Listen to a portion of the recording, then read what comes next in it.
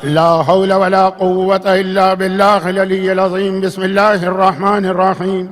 الحمد لله الملك الحق المبين رب العالمين رب الشهداء والصديقين، والصلاة والسلام على سيد المرسلين وخاتم النبيين ورحمة للعالمين وشفيع المذنبين والمخاطب بطه وياسين بالقاسم محمد وآله وعطرته الطيبين الطاهرين المعصومين المظلومين المنتجبين الذين أذهب الله عنهم الرجس وطهرهم تطهيرا.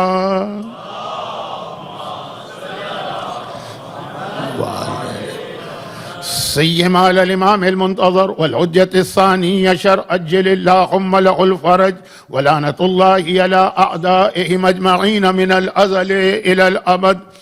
أما بعد فقد قال الله عز وجل في كتابه المبين وفرقانه المتين وقرآنه المجيد وقوله الحق. بسم الله الرحمن الرحيم.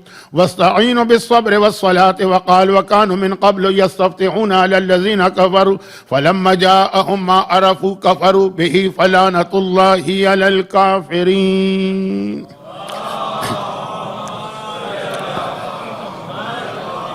چودہ سو 48 ہجری یعنی 1448 ہجرہ کے اس دوسرے عشرے کا موضوع یا عنوان چوتھے امام کی ذات ہے، کیونکہ 11 محرم سے جو کربلا کے جہاد کا سیکنڈ فیز شروع ہوا ہے وہ چوتھے امام کی امامت میں ہے، اور اس حوالے سے کچھ تمہیدی باتیں آج مکمل کر لینا ہے تاکہ پھر امام کی سیرت کے وہ دوسرے پیغام آپ تک پہنچائی جا سکے، جس کے لیے میں قرآن کریم کی ان 2 آیتوں کی مسلسل تلاوت کر رہا ہوں. آج تیسرا دن جن آیتوں کے ترجمے کی اب تک نوبت نہیں آئی کیونکہ ان آیتوں پر گفتگو شروع نہیں ہو پا رہی، اور اب وقت بہت تیزی سے گزر رہا ہے تو یہ ذرا تمہید مکمل ہو جائے.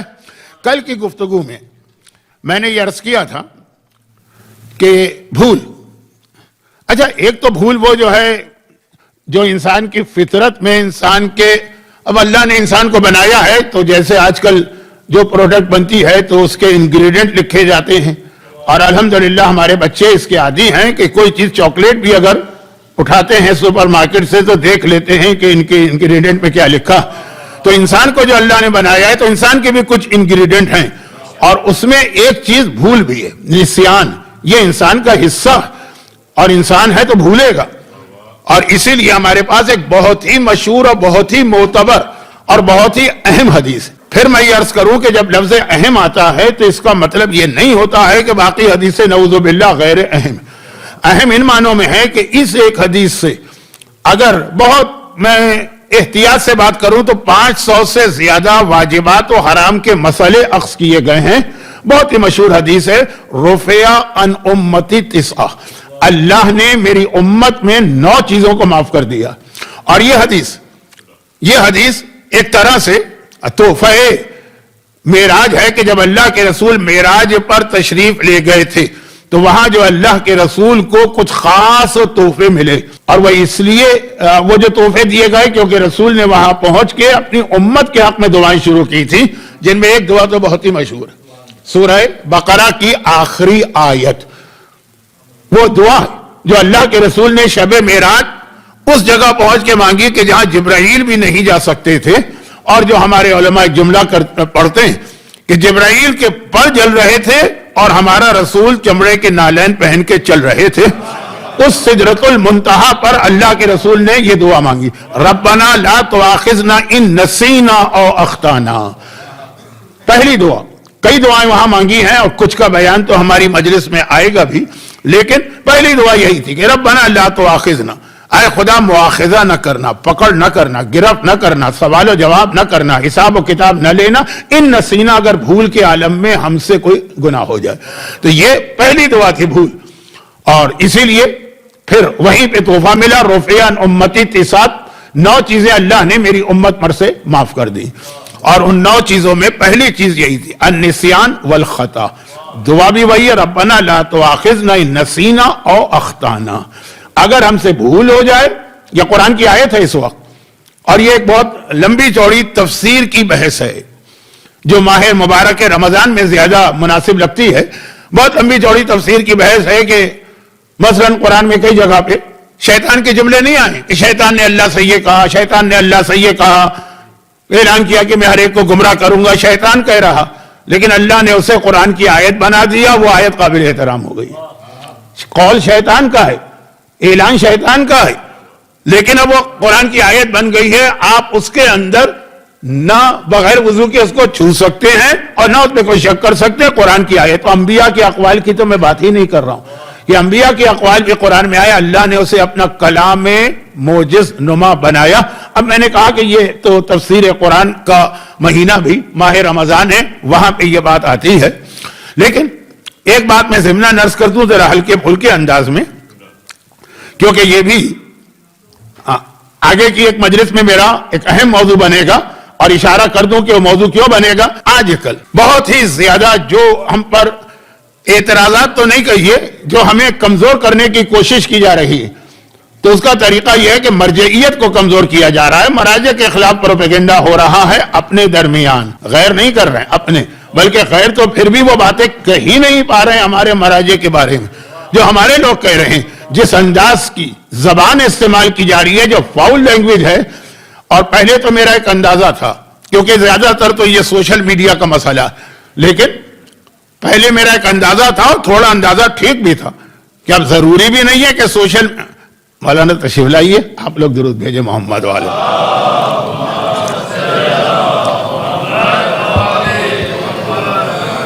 کہ ایک اندازہ تھا کہ سوشل میڈیا پہ یہ کو تھوڑی پتہ چلتا ہے کہ یہ جو بات کہہ رہا ہے یہ کوئی اپنا مومن ہے, کوئی شیعہ ہے. کتنے ہی دشمنان اہل بیت بھی جعلی آئی ڈی بنا کے آ جاتے ہیں سوشل میڈیا پہ. ہم کو لگتا ہے کہ جی دیکھیے ہماری قوم یہ زبان استعمال کر رہی, لیکن بعض لوگوں کے بارے میں جب میں نے معلومات کی تو واقعاً وہ اپنے ہی لوگ تھے. اچھا یہ تو میں سوشل میڈیا کی بات کر رہا ہوں, میں نے تو مجلسوں تک میں بڑے بڑے قابل احترام مراجع کے نام کے ساتھ لعنت کے فقرے سنے ہیں. اب مسئلہ ہوتا ہے کرنٹ مراجع بھی نہیں, شیخ توسی, علامہ ہلی, علامہ مجلسی, ان کا تذکرہ ہوتا ہے. تو خیر موضوع کہیں اور نہ چلا جائے, آج ایک کوشش ہے کہ تمہید مکمل کر لوں. تو اب یہ جو ایک دم سے اننیسیسری قسم کا پروپیگنڈا ہوا ہے, دیکھیے اچھے برے ہر زمانے میں لوگ رہے ہیں, اور ایک نارمل انداز سے ہمیشہ سے بعض لوگ مراجع کے خلاف رہے ہیں, وہ ٹھیک, لیکن جب یہ ایک دم سے اس انداز سے, کینسر کسے کہتے ہیں؟ کینسر یہی کہتے ہیں نا کہ انسانی جسم میں سیل موجود ہے ان کی اننیسیسری گروتھ ہو جائے, ایک دم ایکسٹرا آرڈنری قسم کی, وہ کینسر. تو اب یہ اچانک اس قسم کا پروپیگنڈا, تو کچھ نہ کچھ اس کے پیچھے راز ہے.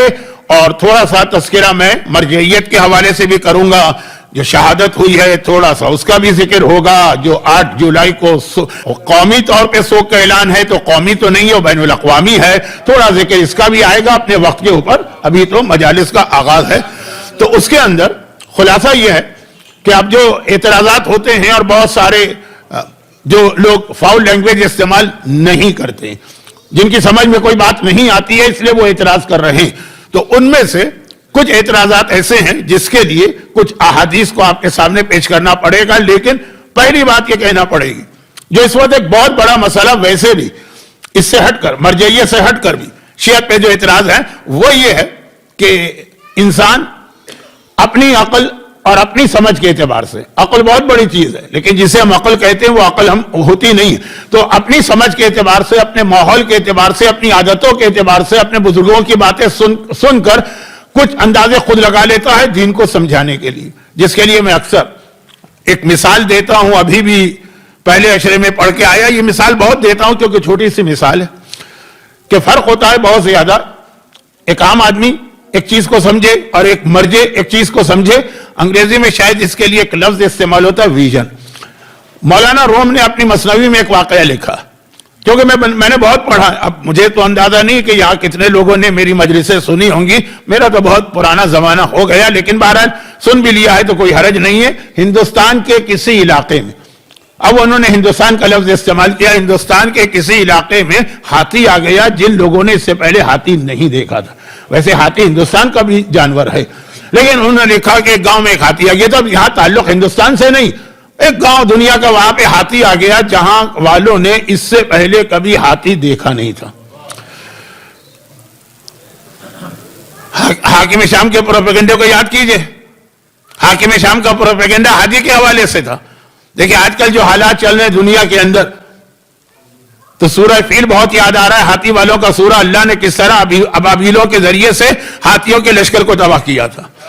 اور ہم دیکھ بھی رہے ہیں کہ کس طرح سے اللہ کی قدرت ہمارے سامنے آ رہی، جو آدمی سوچ بھی نہیں سکتا تھا وہ معجزے ہمارے سامنے پیش آ رہے ہیں. لیکن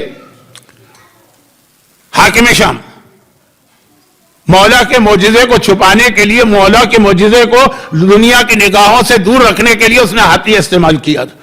کیونکہ یہ واقعہ زیارت کے درمیان تقریباً سارے علماء بیان کرتے ہیں، اس لیے میں زیادہ اس کی تفصیل میں نہیں جا رہا. جب آپ پہلی مجلس میں نے عرض کیا تھا، کل بھی عرض کیا تھا کہ آپ میں سے ہر ایک مرتبہ کا آپ ظاہر نہیں ہے، 10 12 15 دفعہ آپ کربلا کی زیارت کر چکے ہیں، اور انشاءاللہ مرتے دم تک یہ سلسلہ جاری رہے گا، اور اس کے بعد بھی یہ سلسلہ جاری رہے گا. بس فرق یہ ہو جائے گا کہ ابھی ہم روضے کی زیارت کو جاتے ہیں، مرنے کے وقت خود آقا حسین کی بارگاہ میں پہنچ کر آقا کے چہرے کی زیارت کیا کریں گے. تو اب وہاں پہ یہ واقعہ بہت بیان کیا جاتا ہے، اور وہ اس لیے کہ حاکم شام نے وہ جو مولا کا بہت مشہور معجزہ ہے ثعبان، مولا مسجد کوفہ کے منبر پہ خطبہ دے رہے ہیں کہ ایک مرتبہ وہ ایک دروازے سے، کئی دروازے نا، ایک دروازے سے اتنا خوفناک قسم کا اژدہا آیا کہ کوفے کے رہنے والے جتنے مسجد میں بیٹھے سب ڈر گئے. دیکھیں یہ اژدہا عرب میں پایا جاتا. مولا نے تو ولادت کے تیسرے دن گہوارے میں اجدر کے کلے کو چیرا تھا نا. تو اژدہا کوئی نئی چیز نہیں ہے عرب والوں کے لیے، لیکن اتنا خوفناک تھا. اس میں ایک جملہ بھی آتا ہے، میں ذرا سا تفصیل میں چلا گیا، جبکہ مجھے 99% یقین ہے کہ آپ نے یہ واقعہ بہت زیادہ ممبروں سے عام مجلسوں میں بھی سنا، اور مسجد کوفہ کی زیارت میں تو یہ واقعہ ہر قافلے کے عالم بیان کرتے ہیں.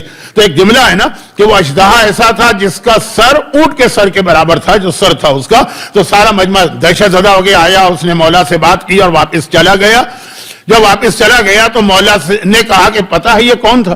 یہ قوم جن میں میرا نمائندہ تھا. وہاں پہ کچھ مسئلے پیش آ گئے، 2 گروہوں میں جھگڑا ہو گیا، یہ اس کا سلوشن لینے میرے پاس آیا تھا، میں نے اس کو جواب دے کے بھیجا. اب جس دروازے سے وہ آیا اور اسی دروازے سے گیا، اس کا نام پڑ گیا، مشہور ہو گیا، باب ثعبان. ثعبان عربی میں اژدہے کو کہتے ہیں، اژدہے والا دروازہ. اور آج بھی کتابوں میں یہی لکھا ہے. آپ زیارت پہ جاتے ہیں، شیخ عباس قمی کی مفاتیح الجناں کو کھول کے دیکھ لیجئے، آج بھی یہ لکھا ہے. جب آپ مکے میں جائیں تو خانہ خدا کی انٹری کے، وہ جو حرم ہے، مسجد ہے، 90 سے زیادہ دروازے ہیں، لیکن ثواب ہے گیٹ نمبر 19 ہے، آج کل اس کا نمبر 19 ہے باب السلام سے جانے کا. اب یہ الگ بات ہے کہ اس وقت جو نئے قانون وہاں پہ بنے ہیں کہ احرام کے بغیر آپ اندر جا نہیں سکتے ہیں، تو باقی دروازے آپ کے لیے کھلے ہیں، یہ بند ہے، وہ ایک الگ بحث ہے. باب السلام سے داخل ہونا مستحب ہے جو آدمی بھی عمرے یا حج کے لیے خانہ کعبہ جا رہا ہے. مسجد نبوی کے 74 دروازے، لیکن اس کے اندر مستحب ہے 73 نمبر کے دروازے سے مسجد میں داخل ہونا، جس کا نام ہے باب جبرائیل. مکے میں باب السلام، مدینے میں باب جبرائیل، اور مسجد کوفہ میں باب ثعبان. اب یہ جو اژدہے والا دروازہ، یہ دروازے کا نام چینج کر دیا گیا.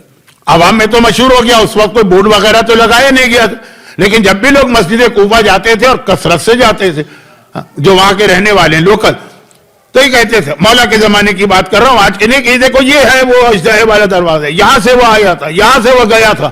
اتنا ایک نیا واقعہ تھا کہ ہر آدمی دوسرے کو یہ بتاتا تھا. غدیر خم میں تو پیغمبر نے ذمہ داری قرار دی تھی نا کہ فَلْيُبَلِّغُ الشَّاهِدَ الْغَائِبَ، جو ہے وہ اس تک یہ پیغام پہنچائے جو نہیں ہے، چاہے اس جگہ نہیں ہے، چاہے اس زمانے میں نہیں ہے، غائب تک پیغام پہنچاؤ. لیکن یہ اتنا عجیب واقعہ تھا کہ اگرچہ یہ نہیں کہا گیا، پھر بھی لوگ ایک دوسرے کو بتا رہے تھے. حاکم شام نے دیکھا کہ یہ تو مولا کا اتنا اہم معجزہ مشہور ہو رہا ہے، علی کی فضیلت. اس نے وہاں پر نام نہیں بدلا دروازے کا، ایک ہاتھی لا کے کھڑا کر دیا.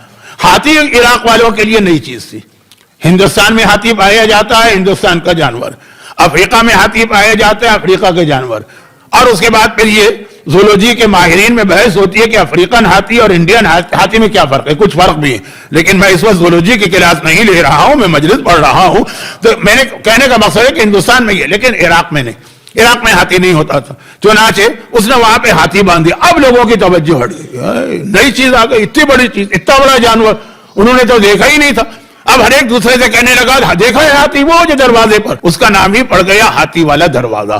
وہ جو اصل نام تھا نا اژدہے والا دروازہ، اس کو چھپانے کے لیے حاکم شام نے ہاتھی لا کے باندھا تاکہ زیادہ یہ بڑا جانور ہے نا تو لوگوں کی توجہ ہو جائے. اژدہا تو پھر بھی عربوں نے دیکھا، فرق صرف یہ تھا کہ وہ بڑا تھا اور اس نے انسانی زبان میں نہیں، جنوں کی زبان میں مولا سے کلام کیا تھا. لیکن ہاتھی تو بہت بڑی چیز تھی. نام بدل گیا، یہاں تک کہ شیخ عباس قمی کی مفاتی میں بھی لکھا کہ جب مسجد کوفہ میں داخل ہو تو باب الفیل سے داخل ہو، ہاتھی والے دروازے سے. اب نام بدل گیا تو مجبوری ہے نا، وہی نام لکھا جائے گا کہ جو اس وقت ہے.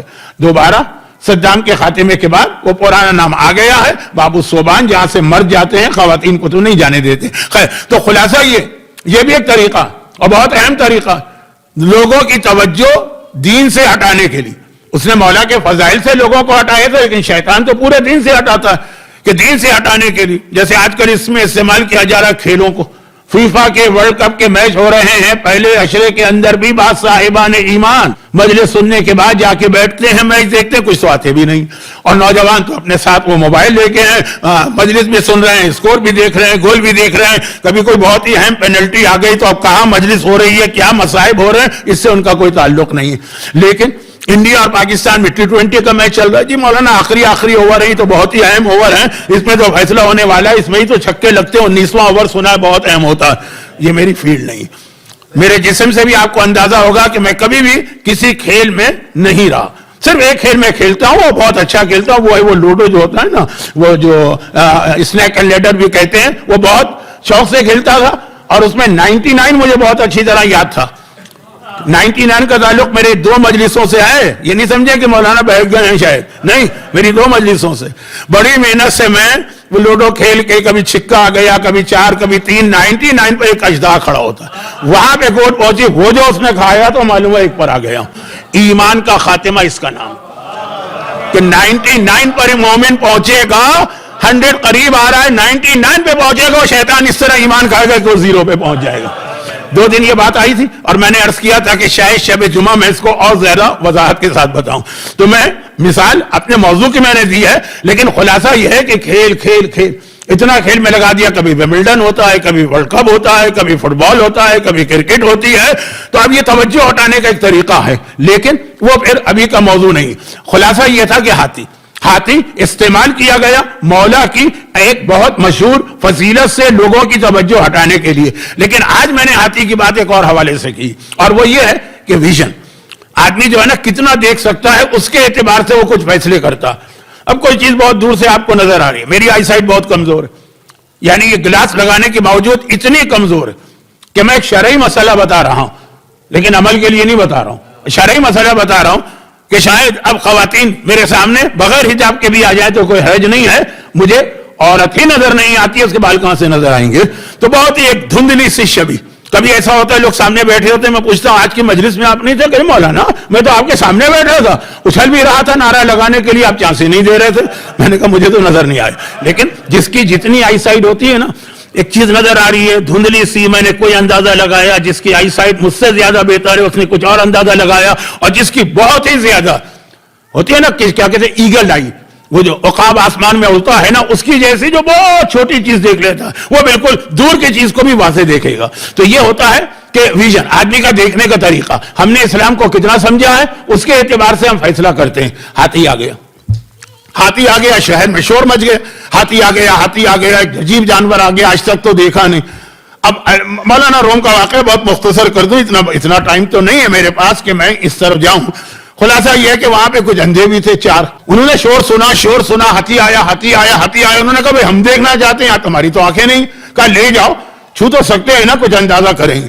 اب یہ 4 اندھوں کو بھی وہاں لے جایا گیا، تم جاؤ اندازہ کرو. وہ پہنچ گئے ہاتھی کے پاس.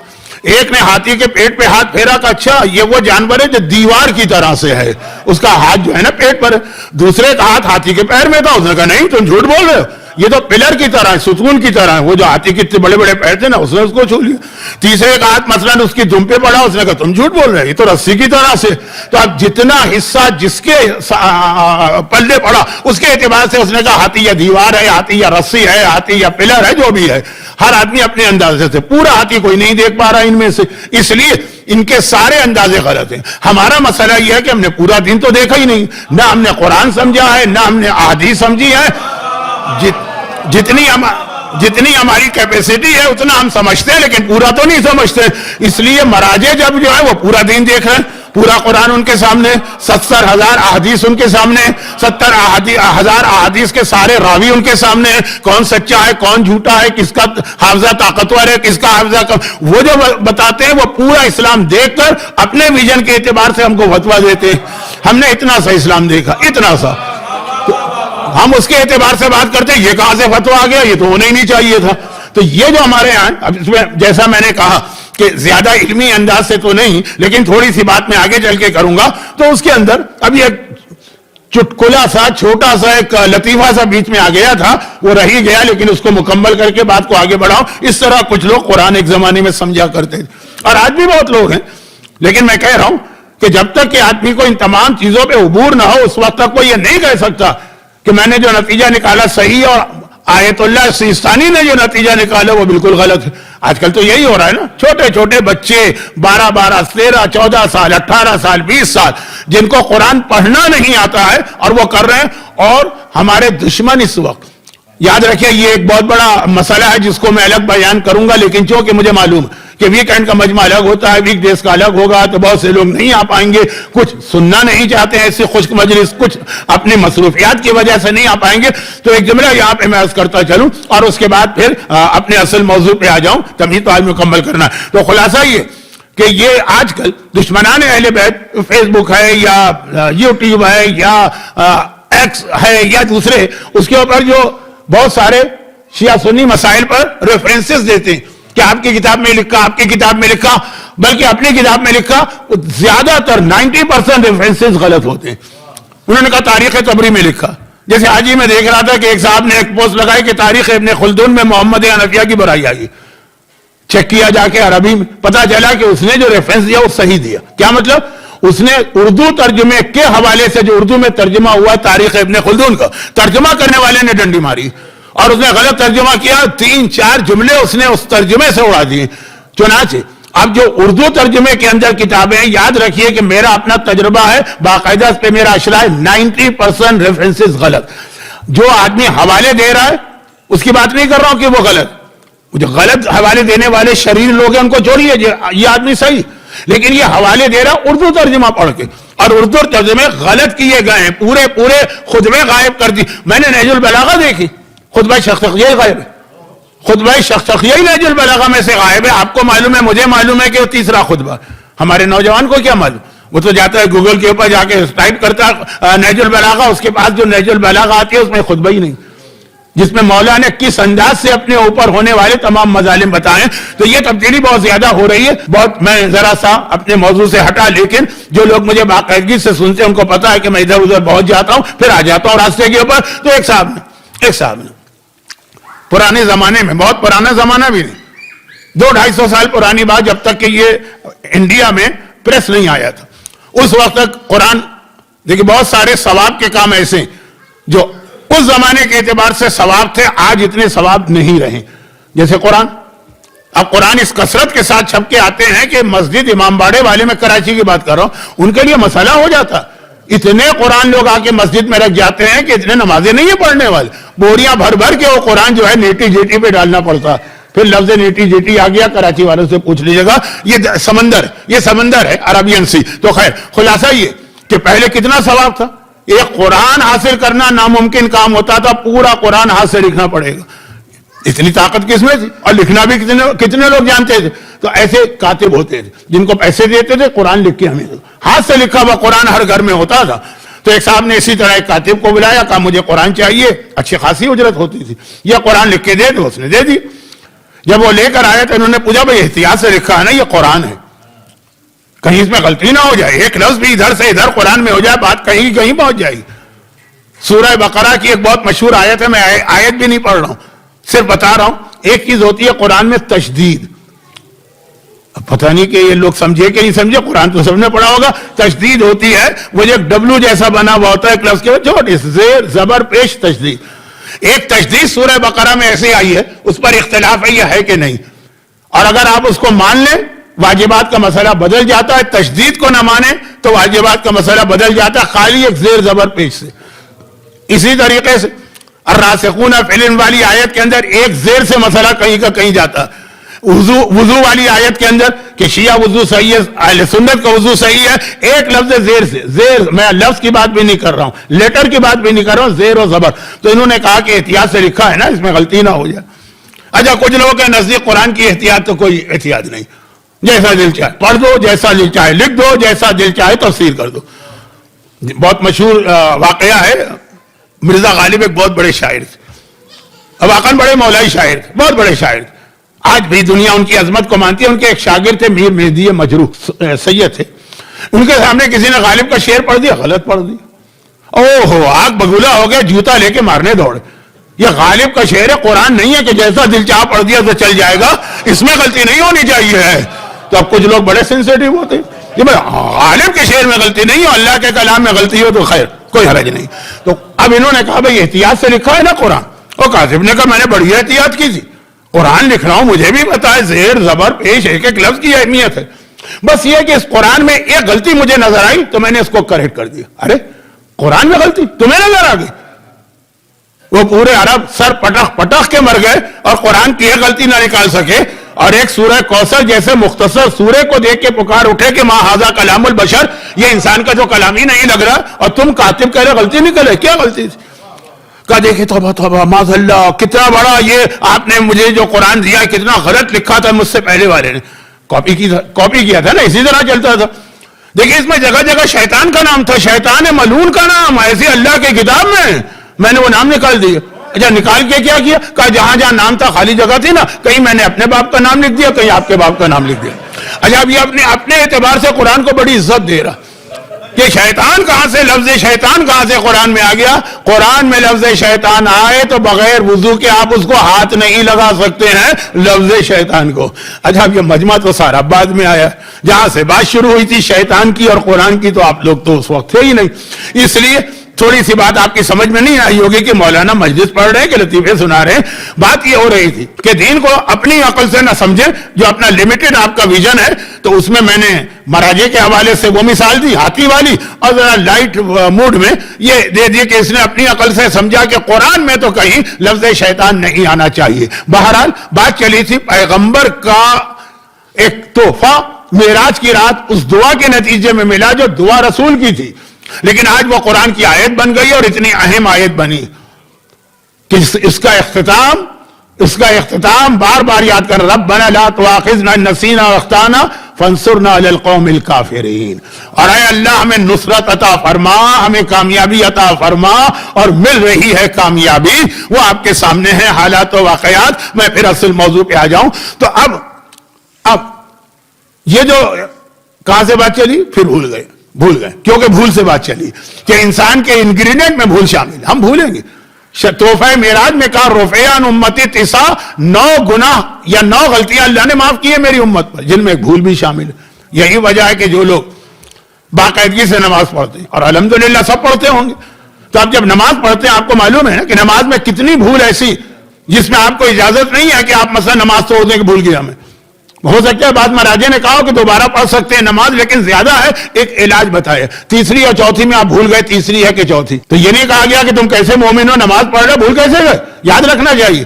نہیں، اسلام نے حل بتایا نا کہ آپ بھول گئے کوئی بات نہیں، بھول ہو جاتی، چوتھی سمجھ کے بعد میں 1 رکعت نماز احتیاط پڑھ لو. اس طرح سجدہ سہو، آپ تشہد ہی بھول گئے کوئی بات نہیں، نماز صحیح. تو بھول کو اسلام نے ایک ویلڈ ریزن مانا ہے کہ انسان معصوم نہیں، فرشتہ نہیں، صاحب عصمت نہیں، بھول ہوگا. لیکن یہ والی بھول وہ ہے. ہاں ایک بات کہہ دوں کہ بھول میں معاف کیا چیز ہے، گناہ.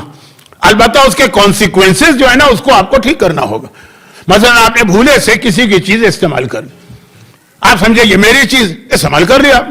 استعمال کا مطلب روٹی وہ پڑی تھی، آپ سمجھے کہ میری روٹی آپ نے بھولے سے کھا لی، گناہ نہیں ملے گا کہ تم نے مومن کا مال غصب کیا، لیکن اس کا پیمنٹ آپ کو مالک کو کرنا ہوگا۔ اب اس کے اندر بہت سارے مسائل ہیں، چھوڑیے یہ جو اصل موضوع ہے۔ یزید، 3 بہت بڑی اس سے غلطیاں ہوئی، خیر غلطیاں تو بہت ساری ہوئی ہیں، یزید تو غلطی کا پتلے کا نام ہے، لیکن کربلا کے بعد جو میرا موضوع ہے 11 محرم کے بعد کیا ہو رہا ہے، 11 محرم کے بعد یزید سے 3 بڑی غلطیاں ہوئی، اور ان میں سے ہر ایک کا بیان تفصیل سے آئے گا، پہلے لسٹ تو مکمل ہو جائے۔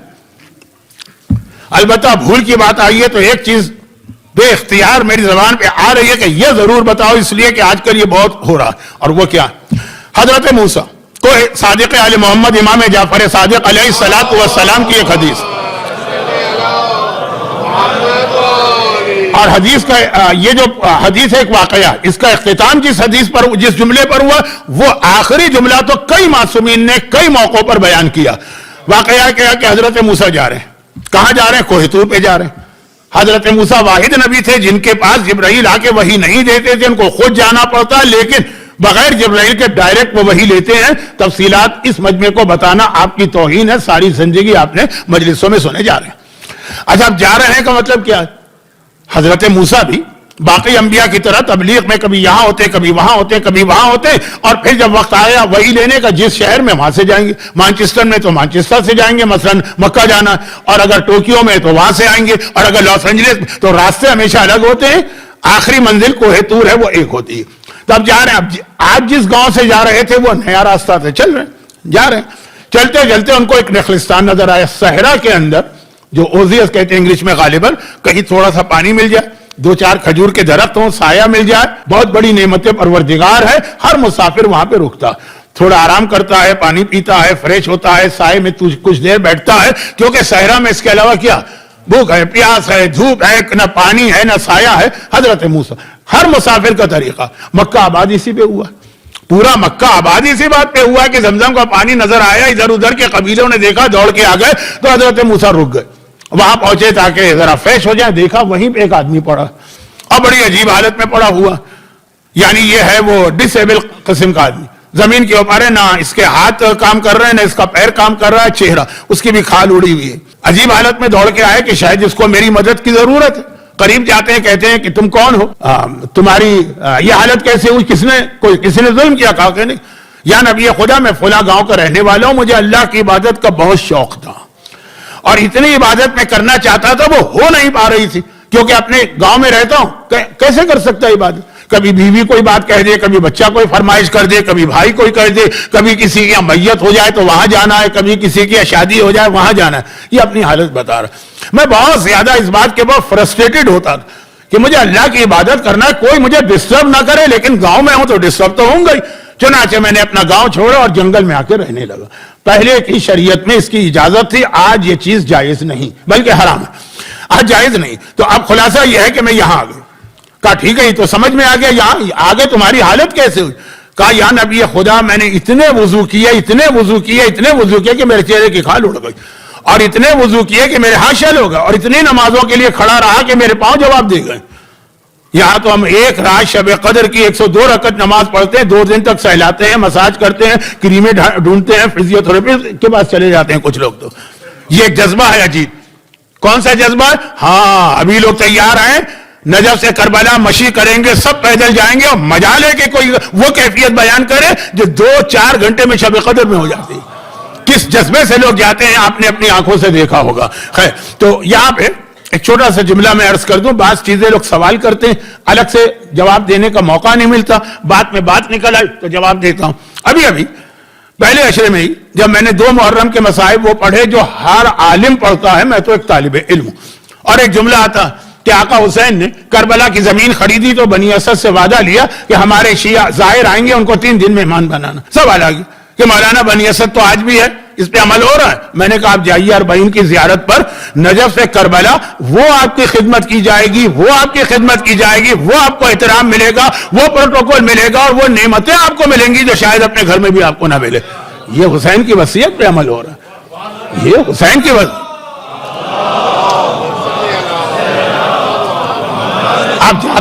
آپ میں سے ہر ایک گیا ہے اور کئی دفعہ گئے, اور بعض لوگوں کو اس میں اتنا روحانی مزہ آ جاتا ہے کہ بار بار جاتے ہیں. لیکن اس طرف بھی توجہ کیجئے گا کہ آقا حسین نے آپ کے لیے اس بنی اسد کے قبیلے سے پہلے سے وعدہ لے لیا تھا. کیا ہے میرا آقا, کتنا اس نے اپنے غلاموں اور کنیزوں کو یاد رکھا ہے. تو واپس آ رہا ہوں کہ حضرت موسیٰ نے ایک مرتبہ دیکھا اتنی عبادت تو میں بھی نہیں کرتا ہوں, نبی خدا بھی اتنی عبادت تو نہیں کہ ہاتھ گئے پاؤں گئے زمین پہ پڑا. کہا لیکن تو زندہ کیسے؟ زندگی کے لیے انسان کو غذا تو چاہیے نا. ٹھیک ہے عبادت اپنی جگہ, وضو اپنی جگہ, تو یہ غذا. کہا ایک پرندہ روزانہ آتا ہے صبح کو اور ایک پرندہ شام کو, اور وہ اپنی چونچ میں ایک انار لے کے آتا ہے, انار کو چھیلتا ہے, چونچ سے ایک ایک دانہ میرے منہ میں ڈالتا ہے, اور وہ ایسا انار ہوتا ہے کہ صبح کھا لیا تو شام تک کوئی بھوک نہیں لگے گی, شام کو کھا لیا اگلی صبح تک کوئی بھوک نہیں ہے. جنت کے پھلوں کی یہی خاصیت ہے, بلکہ جنت کے پھل تو شاید ایک دفعہ کھا لیں کبھی بھی بھوک نہ لگے. تو اب یہ کہ اللہ کی طرف سے آتا.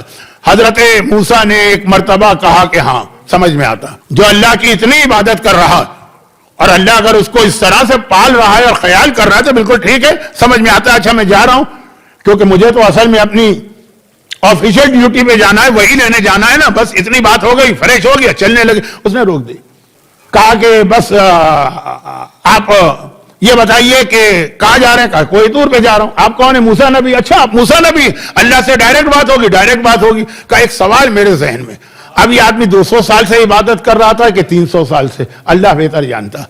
کہا ایک سوال میرے ذہن میں, اور وہ یہ ہے کہ جب اللہ مجھے جنت میں بھیجے گا نا تو کہاں پہ بھیجے گا, میرے اسٹیٹس کہاں پہ ہوگا, کس نبی کے ساتھ میں جنت میں اپنا گھر بناؤں گا. روایتوں کا ایک سلسلہ ہے, کچھ روایتیں اس عشرے میں بھی آئیں گی.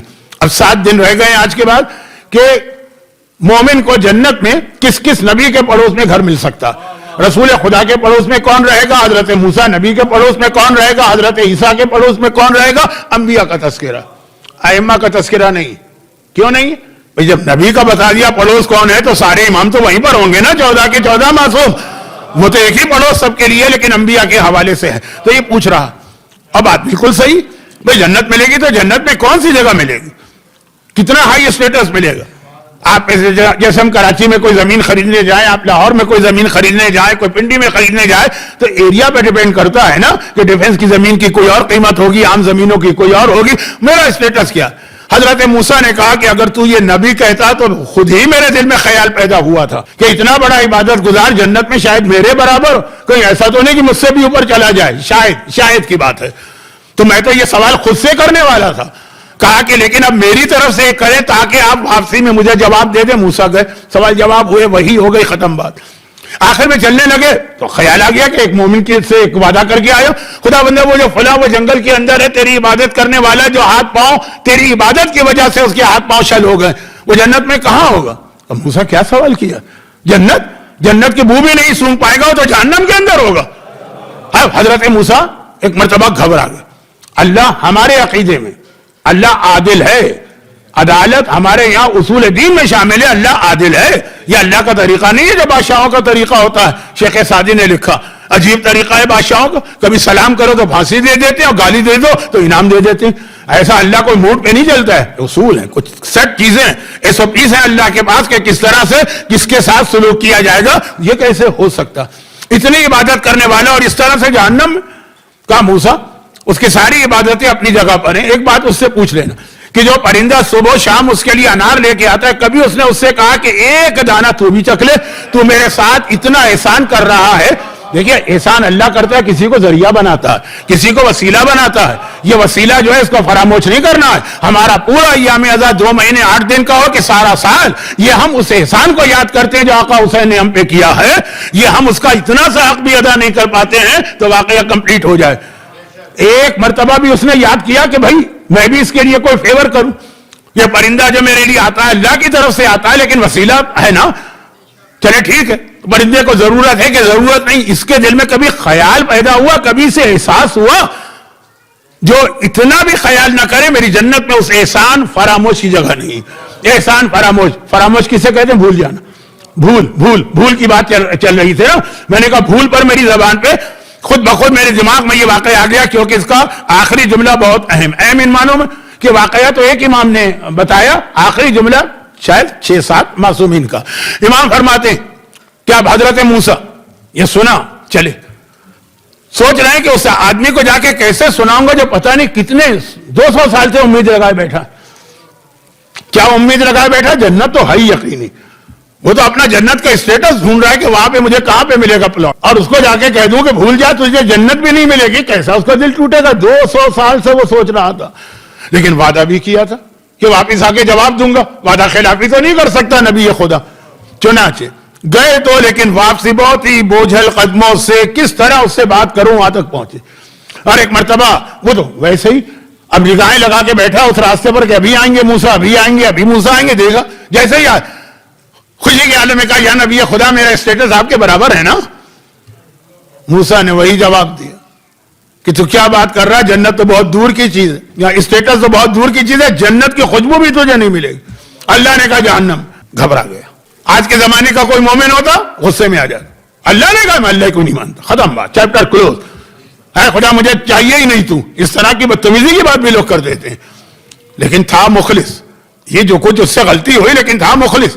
ایک مرتبہ کہا یا نبی خدا, رونے لگا. میں تفصیل نہیں بتا رہا ہوں, وقت ہاتھ سے نکلا جا رہا ہے. رونے لگا یا نبی خدا آپ ایک اور فیور کر دیجیے, اور وہ یہ کہ واپس جائیے کوہ طور پہ میری ایک درخواست پہنچا دیجیے.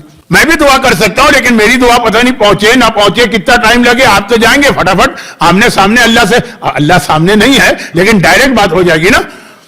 تو وہ کیا دعا کہ اب اگر اللہ مجھے جہنم میں ڈال ہی رہا تو اتنا بڑا کر دے, اتنا بڑا کر دے, اتنا بڑا کر دے کہ پوری جہنم میں اکیلا آ جاؤں, کوئی اور آئے ہی نہیں. یہ آپ میری درخواست پہنچا دیجیے. یورپ کا واقعہ ہے اور یہ سچا واقعہ. 14 سینچری یورپ میں بڑی خطرناک تھی. جیسے آج کل جو دہشت گرد تکفیری گروہ مسلمانوں میں کہ کوئی داعش ہے تو کوئی القاعدہ ہے تو کوئی طالبان ہے تو کوئی لشکر جنگوی ہے تو کوئی دوسرے حزب ہیں, یہ عیسائیت پہ 500 سال پہلے وقت گزرا تھا, بڑے خطرناک قسم کی.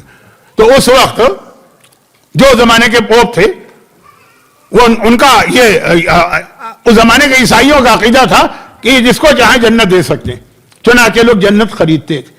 آج بھی مسلمانوں میں ایک فرقہ ایسا ہے کہ جب ان کے یہاں کوئی آدمی مرتا ہے, اور بہت زندہ فرقہ ہے, مرا ہوا فرقہ نہیں, جب کوئی مرتا ہے نا تو جو ان کے لیڈر ہوتے ہیں نا وہ اس کو جنت بیچتے ہیں.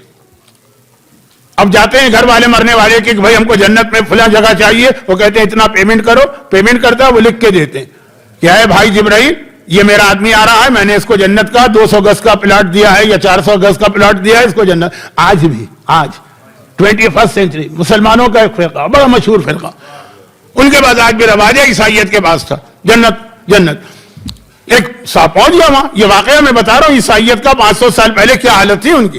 اور جانے کے بعد کہا کہ آپ جنت بیچ رہے ہیں, کہا ہاں تو بڑی مہنگی ملے گی نا, جنت تو فری تو نہیں ملے گی, تو سارا سسٹم ہی بنایا گیا پیسے کمانے کے لیے. کہا کہ مجھے جنت نہیں خریدنا ہے, مجھے جہنم خریدنا ہے. یہ بتائیے کہ اگر میں پوری جہنم خریدنا چاہوں تو کتنے کی ملے گی؟ انہوں نے کہا تو فری مل جائے گی. جہنم کے کون پیسے دے گا؟ کہا نہیں پیسے لے لیجیے, جہنم بھیج دیجیے. انہوں نے پیسے دے کے جہنم بھیج دی. یہ واقعہ ہے. یہ یورپ میں رینیسنس ہوا اور عیسائیت کے خلاف خود یورپ کے لوگوں کے اندر ایک ریبیلین اور بغاوت ہوئی اسی واقعات کے نتیجے. جنت اس نے جہنم خریدی, پوری جہنم. اس نے بھی سوچا وہ جو اس زمانے کا پیشوا تھا پوپ کہ بھائی یہ تو عجیب بے وقوف میرے ہاتھ میں آ گیا ہے, وہ چیز خرید رہا ہے جو کوئی خریدنے کو تیار نہیں. اس نے قیمت بتائی, خرید. باہر آ کے اس نے اعلان کر دیا بھائیو آپ کوئی اس سے جنت نہ خریدے. کیوں نہ خریدے؟ کہا کہ بھائی جنت نہیں ملے گی تو کہاں جاتے, جہنم میں نا, تو جہنم تو میں خرید چکا ہوں, وہاں تو میں کسی کو جانے ہی نہیں دوں گا, جہنم تو میری ملکیت میں ہو گئی. اب کوئی جگہ ہی نہیں بچی سوائے جنت کے, تو جنت ہی میں اللہ تمہیں بھیجے گا, اور کون سی جگہ بچی. یہ سارے واقعات دنیا کے نقشے پر ہیں. میں آپ کے جذبے کو داد دیتا ہوں اور مجھے خود بھی بہت مزہ آتا ہے, لیکن بہت دیکھ رہا ہوں کہ میں ذرا آج کچھ ادھر ادھر زیادہ بہک گیا. واپس اپنے موضوع پہ آتا ہوں. اس نے کہا کہ اللہ سے کہہ دے اتنا بڑا مجھے کر دے. اب جہنم کتنی بڑی, اور اس کا پیٹ بھی نہیں بھرتا. قرآن میں ہے کہ اللہ کہے وہ جہنم میں جتنے گناہ گار ڈالیں گے جہنم کہے گی حل من مزید, پیٹ نہیں بھرا کچھ اور. تو مسلمانوں نے کچھ اور میں کیا کر دیا وہ چھوڑیے اپنی جگہ. تو اب خلاصہ یہ ہے کہ گئے وہ, جانے کے بعد کوہ طور پہ کہا اس نے یہ درخواست کی ہے, مجھے بھی پتا ہے نان سینس قسم کی درخواست ہے, لیکن کیا کروں, مومن تھا, نمازی تھا, عبادت گزار تھا, مخلص تھا, وعدہ کر کے آیا.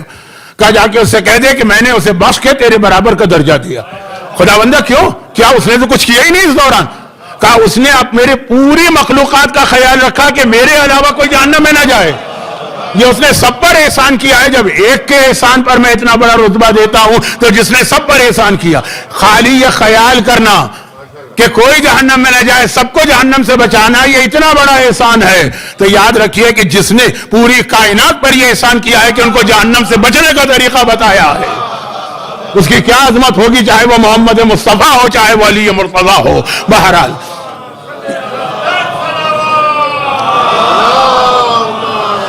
اسی جملے کو پوری ایک میں مجلس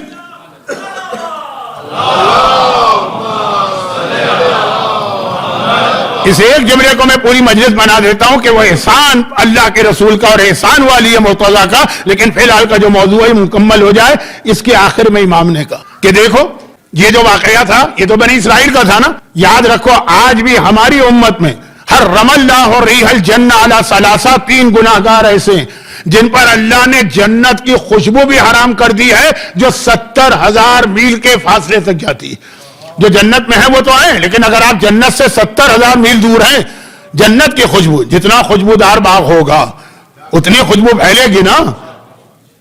اب میں ذرا ڈھونڈ رہا ہوں, آپ ذرا میری مدد کیجیے گا. مجھے یورپ میں اور انگلینڈ میں کوئی خوشبودار باغ نہیں ملا. باغ بہت ملے لیکن پھولوں میں خوشبو نہیں ہے, عورتوں میں وفا نہیں ہے, اور کیا کیا باتیں مشہور ہے. تو خلاصہ یہ ہے کہ جنت کی خوشبو 70,000 میل, 3 پر اللہ نے جنت کی خوشبو بھی حرام کی ہے. اور ان میں پہلا ہے آق والدین, جو اپنے والدین کا حق ادا نہیں کرتا. اور دوسرا وہ ہے کہ جو کسی کے احسان کو بھول جاتا ہے.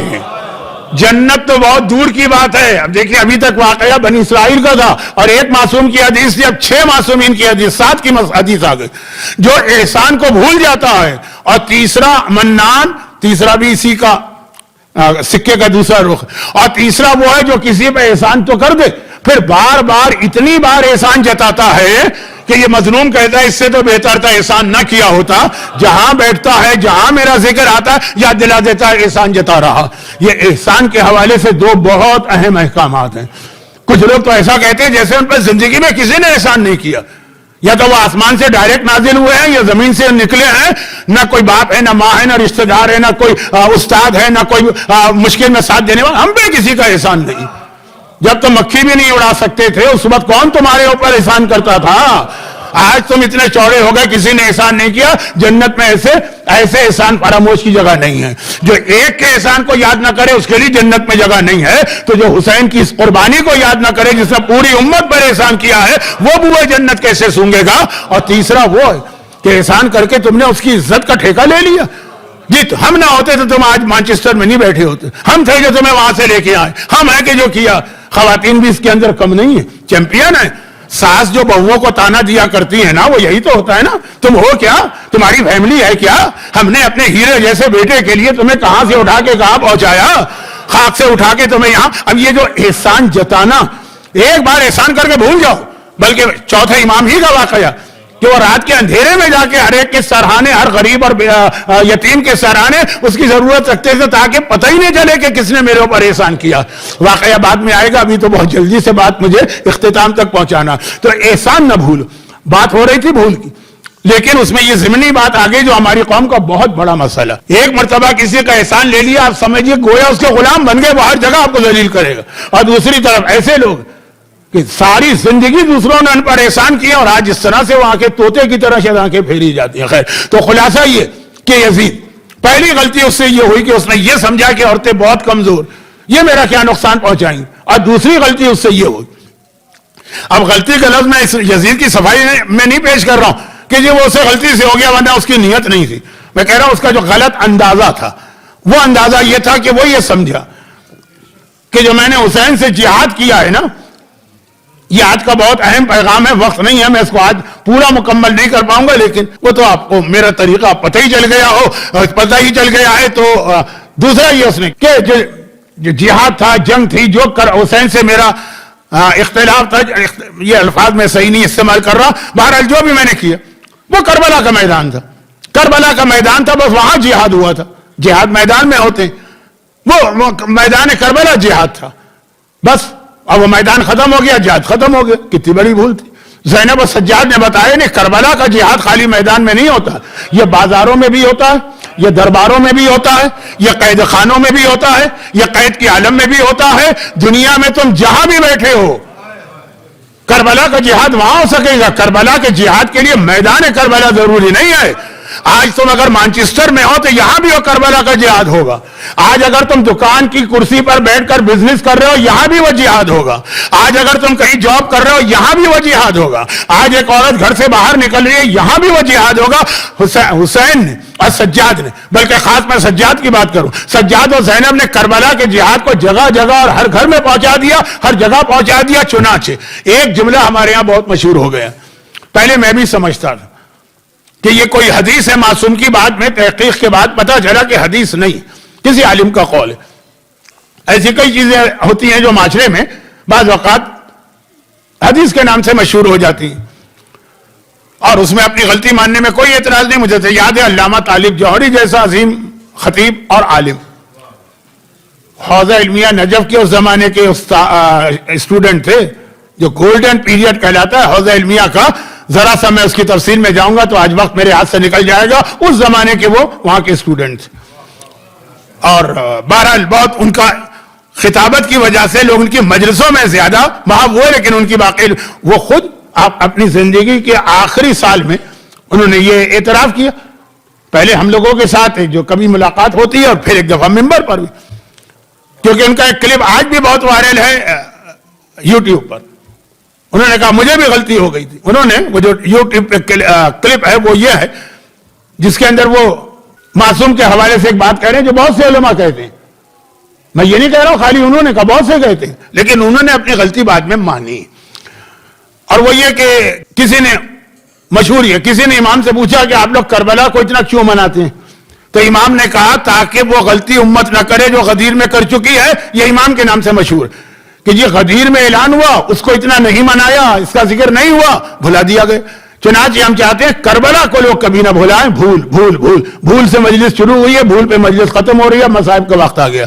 اب یہ قول امام نہیں ہے، بعد میں اب آج کل تو زمانہ انٹرنیٹ کا ہے نا، یعنی انٹرنیٹ تو میں غلط کہہ گیا، گوگل کا زمانہ ہے نا، سافٹ ویئر کا زمانہ ہے نا، جس کی ساری کتابیں آج کل ڈاؤن لوڈ بھی ہو چکی ہیں اور اس کے باقاعدہ سافٹ ویئر میں پروگرام بھی بن چکے ہیں۔ کسی امام کی یہ حدیث نہیں، لیکن ان کا کلپ بھی آپ کو ملے گا کہ انہوں نے نشتر پاک کے ممبر سے بیان کیا، اور پھر میں کہہ دوں خالی انہوں نے نہیں بیان کیا، میں نے بھی کئی دفعہ بیان کیا تھا اپنی جوانی میں، اور کافی علماء نے، بعد میں پتا چلا کسی عالم کا قول ہے۔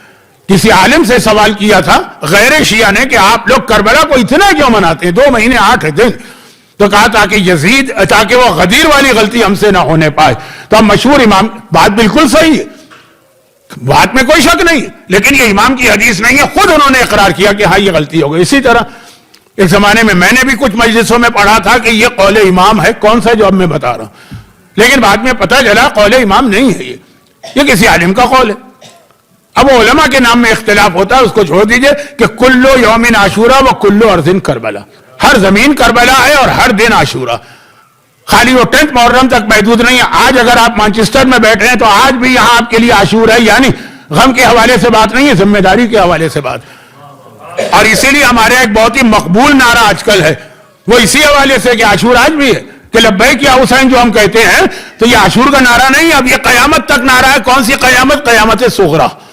قیامت صغریٰ کسے کہتے ہیں؟ ظہور امام کو۔ تو خیر یہ بعد میں جملہ آئے گا۔ تو اب یہ جو ایک ہے پیغام کہ ہر زمین کربلا ہے، ضرورت نہیں ہے کہ آپ عراق کے ایک شہر کربلا جائیں تو آپ کربلا کا جہاد کریں گے، آپ اپنے شہر میں بھی مکلف ہیں، پابند ہیں، آپ کی ذمہ داری ہے کہ اپنے شہر میں بھی آپ دیکھیں کربلا کے حوالے سے مجھے کیا کرنا۔ اور ہر دن عاشورہ، خالی یہ نہیں ہے کہ 10 محرم آئے تو عاشورہ ہے، وہ غم کے حوالے سے، ذمہ داری کے حوالے سے ہر دن عاشورہ ہے۔ اور یہ پیغام ہمیں زینب نے دیا، یہ پیغام ہمیں سجاد نے دیا۔ انہوں نے کربلا کے جہاد کو پہلے دربار ابن زیاد تک پہنچایا، اور پھر وہاں سے انہوں نے راستے کی منزلوں تک پہنچایا، اور وہاں سے انہوں نے شام کے بازار تک پہنچایا، اور وہاں سے انہوں نے دربار یزید تک پہنچایا، اور وہاں سے انہوں نے قید خانے تک پہنچایا، اور وہاں سے واپس پلٹ کے کربلا میں 40 تک پہنچایا، وہاں سے مدینہ آ کے پہنچایا، مدینہ آ کے 35 سال ماتم کر کے پہنچایا۔ ہر دن کربلا، ہر دن عاشورہ ہے، ہر دن کربلا۔ یزید سمجھا تھا کربلا صرف ایک دن کی بات ہے اور ایک جگہ کی بات، یہ اس سے غلطی ہو گئی، چنانچہ اس نے اس کے بعد وہ توجہ نہ دی سجاد و زینب کے اس قافلے پر جس کے بیان کو ابھی میں ایک دن اور مجبوراً کروں گا، اور پھر ان باتوں کی کچھ تفصیل بھی. آج بھی جو اپنی ذمہ داری سمجھتے ہیں، ان کے لاشیں گر رہے ہیں، ان کے بچے مارے جا رہے ہیں، ان کی عورتیں بیوہ ہو رہی ہیں، ان کی ننھی بچیاں اسکولوں میں ماری جا رہی ہیں، لیکن ان کا اطمینان دیکھیے. وہی اطمینان نظر آئے گا جو کربلا کے شہداء کا اطمینان تھا. بریر حمدانی جیسا صحابی جو عرب میں سب سے سوبر مانا جاتا تھا. لوگ کہتے تھے بریر تو ہنسنا جانتے ہی نہیں، بہت ہی متقی، بہت ہی پرہیزگار، مولا علی کے خاص صحابی ہیں، شاید رسول خدا کے بھی صحابی ہیں. بریر احمد عاشورے کے دن اتنا ہنسی مذاق لوگوں سے کرتے پھر رہے تھے، یعنی اپنے ساتھیوں سے، کہ لوگوں نے کہا بریر تم سوچ نہیں سکتے تھے آج اتنا. کہا اس سے بہتر دن کون ہوگا، نواسے رسول پہ جان قربان کروں گا، خدا کے لیے رضامندی لوں گا، اللہ کی جنت لوں گا، مولا کی خدمت میں جاؤں گا. اطمینان دیکھیے، اطمینان. شاید میں نے پہلی مجلس میں کہا، میں نے بریر کی مثال اس لیے دی کہ وہ غیر معصوم، ورنہ اطمینان تو حسین کا اطمینان. یا ایتھا النفس المطمئنہ، جو حسین کے غلام آج بھی ہیں، جو حسین کی کنیزیں آج بھی ہیں، جو حسین کے بچوں کے غلام آج بھی ہیں، ان کا بھی اطمینان آپ کو نظر آئے گا. موت آ رہی ہے اور ہنستے ہوئے موت کو لبیک کہہ رہے ہیں. میں بہت زیادہ باتیں آج کہنا نہیں چاہتا ہوں، اگرچہ وہ ایام بھی شروع ہو چکے ہیں جو سوگ منایا جا رہا ہے، لیکن ایک مجلس میں زیادہ تفصیل ہوگی ابھی نہیں، ابھی تو کربلا والوں کا ذکر ہو رہا. تو ہر مومن کی ذمہ داری وہ اس طرح سے سوچے جیسے کربلا کے لوگ سوچ رہے تھے. آقا حسین کے لشکر والے، قاسم کا واقعہ کیوں پڑھا جاتا ہے؟ ہر ایک سوچے میں کربلا کی جہاد میں کیا ذمہ داری ادا کروں گا. ہر ایک نے سوچا نا، بچوں نے بھی سوچا، بوڑھوں نے بھی سوچا، مردوں نے بھی سوچا، عورتوں نے بھی سوچا. 2 دن جو مصائب آئے اس میں بھی ذرا ذکر ہوا.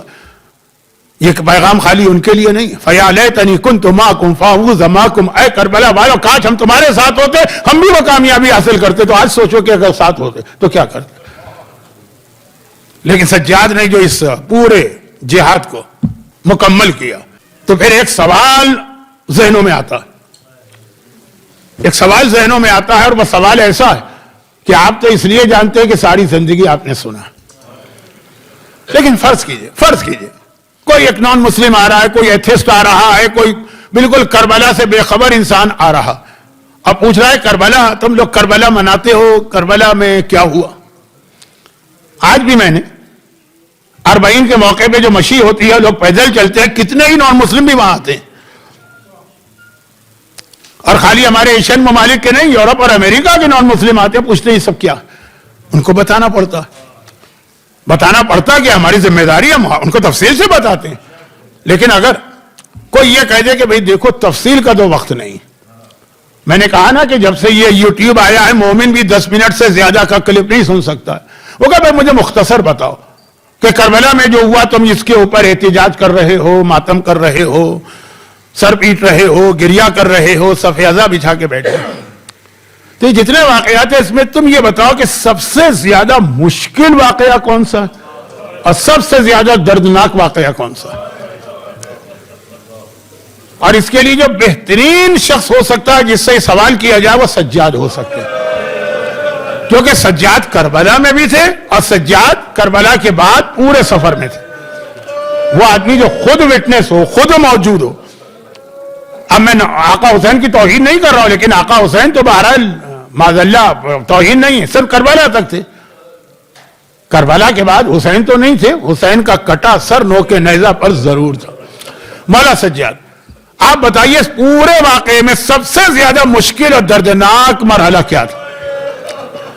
اب اس سے پہلے کہ آقا سجاد جواب دیں، ہم نے کہا ہم اپنے حساب سے سوچے کربلا میں سب سے مشکل وقت کیا تھا. دل نے کہا کہ قاسم کی شہادت. 13 برس کا گلبدن جس طرح گھوڑوں کے تلے ٹاپوں تلے آ کے اس کا جسم پامال ہوا. علامہ طالب جوہری کے والد مولانا مرزا مصطفیٰ جوہر صاحب جو میرے ایک استاد بھی ہیں مختصر وقت کے لیے، وہ اکثر ایک جملہ کہتے ہیں، کربلا میں عاشور کے دن جتنے بھی شہید تھے سب نے جو امتحان دیے وہ آقا حسین نے بھی دی، اور آقا حسین نے امتحان دیا، انہوں نے بھی دی، بھوک پیاس جنگیں. مگر ایک ایسا مرحلہ تھا جس میں سوائے قاسم کے کسی نے حسین کا ساتھ نہیں دیا. صرف ایک امتحان ایسا، اور وہ ہے جسم کا ٹکڑے ٹکڑے ہونا، یا حسین کا لاشا پامال ہوا ہے یا گلبدن قاسم کا بدن ٹکڑے ٹکڑے ہوا. مگر وہ کہتے تھے یہاں بھی ایک فرق ہے. حسین کا لاشا پامال ہوا جب حسین شہید ہو گئے تھے. قاسم زندہ تھا جب ادھر کے گھوڑے ادھر دوڑے تھے اور ادھر کے گھوڑے ادھر دوڑے. ہم نے کہا اس سے بڑا کیا دردناک واقعہ ہوگا, لیکن نہیں, فوراً ہمارے سامنے اکبر آ گیا. اکبر آ گیا 18 سال کا وہ محلقہ, چاند کی طرح چمکتا ہوا چہرہ. جب یہی لٹا ہوا قافلہ ملک شام میں داخل ہوا تو آپ کو معلوم ہے نا کہ شام میں کئی بستیاں پوری کی پوری 100% کرسچنز کی ہیں. حاکم کا حکم ہے, اور یہ حکم کے بارے میں کل کی مجلس میں ایک بات بتاؤں گا. حکم ہے کہ سب لوگ سیلیبریٹ کریں, مسلمان نے تو کیا ہوا, کافر نے تو کیا ہوا. شامی عورتیں بھی ایک مکان کی چھت پہ بیٹھی دیکھ رہی ہیں, ان کا کوئی تعلق نہیں ہے اس واقعے سے. حاکم کا حکم ہے, بیٹھی, دیکھا ایک قافلہ آ رہا, اور اس حالت میں آ رہا ہے کہ کچھ سواریاں ہیں جن پہ نہ محمل ہے نہ ہماریاں ہیں, کچھ بیویاں سر جھکائے بیٹھی, اور آگے نوکے نیزہ پر کچھ کٹے ہوئے سر نظر آ رہے ہیں. ایک عیسائی عورت کی نگاہ اکبر کے کٹے سر پہ پڑ گئی. بے اختیار اس کی زبان پہ ایک جملہ آ گیا, اللہ کرے اس کی ماں مر چکی ہو. لیلا نے چونک کے سر اٹھایا اور کہا کہ اس کی ماں, اس نے تیرا کیا بگاڑا ہے کہ جو تو اس کو بددعا دے رہی.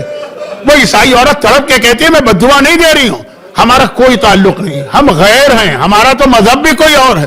ہم سے 18 سال کے اس جوان کا سر نہیں دیکھا جا رہا ہے. ارے ماں زندہ ہوگی تو کس طرح اپنے اس محلقہ کا کٹا سر دیکھا ہوگا.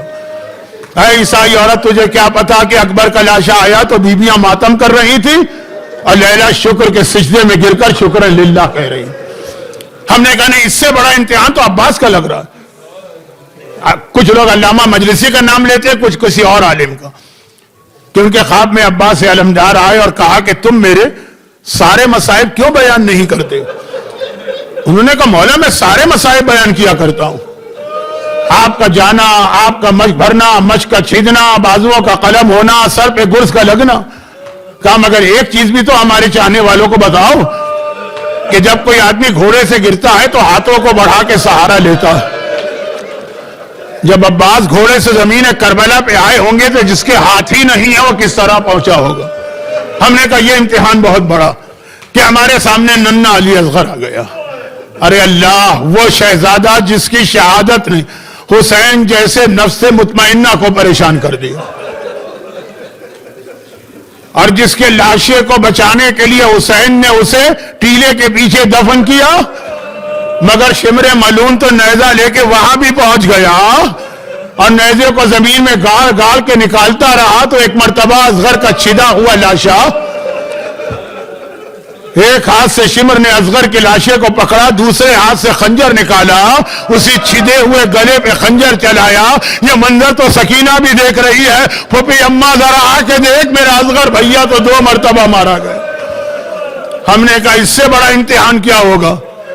لیکن جب آقا سجاد سے پوچھا گیا مولا سب سے بڑا امتحان کیا تھا, نہ قاسم کا نام لیا, نہ اکبر کا نام لیا, نہ عباس کا نام لیا, نہ اصغر کا نام لیا, حتیٰ بابا حسین کی شہادت کا ذکر بھی نہیں کیا. ایک ہی لفظ کا الشام الشام الشام. اصل امتحان تو شام کا تھا. اکبر سے بڑا امتحان, عباس سے بڑا امتحان, بہنیں اور پھوپھیاں ننگے سر ہیں اور تیرا بیمار امام یہ منظر اپنی آنکھوں سے دیکھ. اجرکم اللہ. پروردگارہ میرے مظلوم آقا سید الساجدین کی جن کی شہادت کے حوالے سے یہ مجلسیں ہو رہی ان کے اس امتحان کا واسطہ جو مومنین اور مومنات آج کی مجلس میں مصروف گریہ ہیں, ان کے گریے کا واسطہ انہیں دنیا اور آخرت کی ہر پریشانی سے محفوظ فرما. ہاں غم حسین تو مرتے دم تک بلکہ جنت میں بھی ہمیں عطا فرما. ان کی ساری حاجتیں پوری فرما, مرحومین کی مغفرت فرما, ظہور امام میں تعجیل فرما. ماتم حسین. Ya Hussein!